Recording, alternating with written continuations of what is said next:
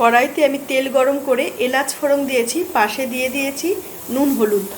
এখন অ্যাড করব পেস্ট করে রাখা আদা, রসুন, পেঁয়াজ, সামান্য পরিমাণ জিরে এবং কাঁচা লঙ্কা।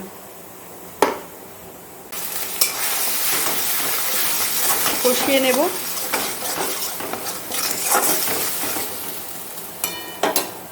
ছোট্ট একটা টমেটো অ্যাড করেছি। এখন মশলাটা খুব ভালো করে কষিয়ে নেব। আর একটি পাত্রে আমি বেশ কিছুটা ধনেপাতা বয়েল করে নিচ্ছি।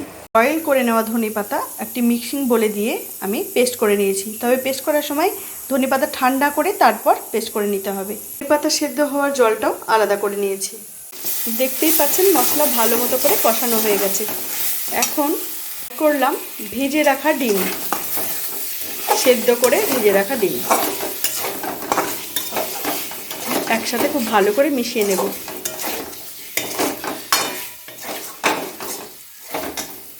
অ্যাড করছি ধনেপাতা সেদ্ধ করে রাখা জল।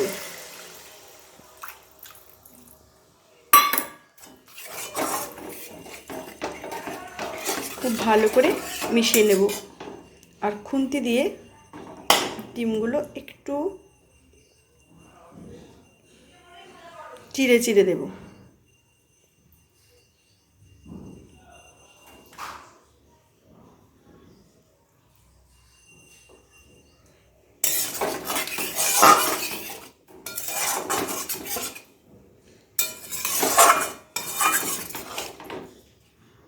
হাই ফ্লেমে ফুটতে দেব। এখন একটু ফুটে যেতে দিয়ে দিয়েছি সেদ্ধ করে রাখা আলু। সব সমেত খুব ভালো করে মিশিয়ে নেব।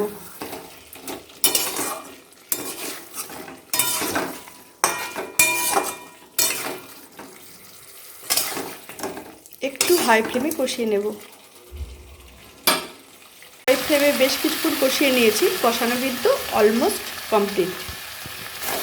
তো এখন আর একটি স্টেপ বাকি। এখন অ্যাড করব পেস্ট করে রাখা ধনেপাতা। কি দুর্দান্ত সবুজ রং লাগছে না?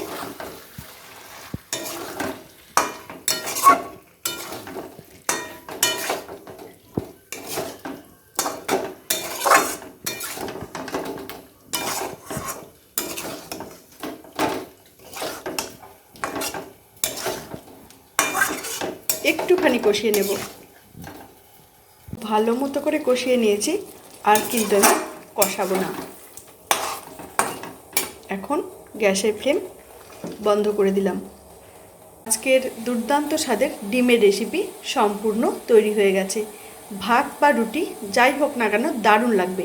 এভাবে একবার ডিম কষিয়ে দেখবেন। আর শীতে তো ধনেপাতা ভীষণ ভালো পাওয়া যায়, টাটকা সবসময়ই পাওয়া যায়, কিন্তু শীতের ধনেপাতাটা একটু ডিফারেন্ট হয়, দেখবেন ফ্রেশ। তো একবার বানিয়ে দেখবেন, আমাকে জানাতে ভুলবেন না কেমন লাগলো। আজকের মতো এখানেই শেষ করছি। ভালো থাকবেন, সুস্থ থাকবেন। আরও নতুন নতুন ভিডিও পেতে সাথে থাকবেন।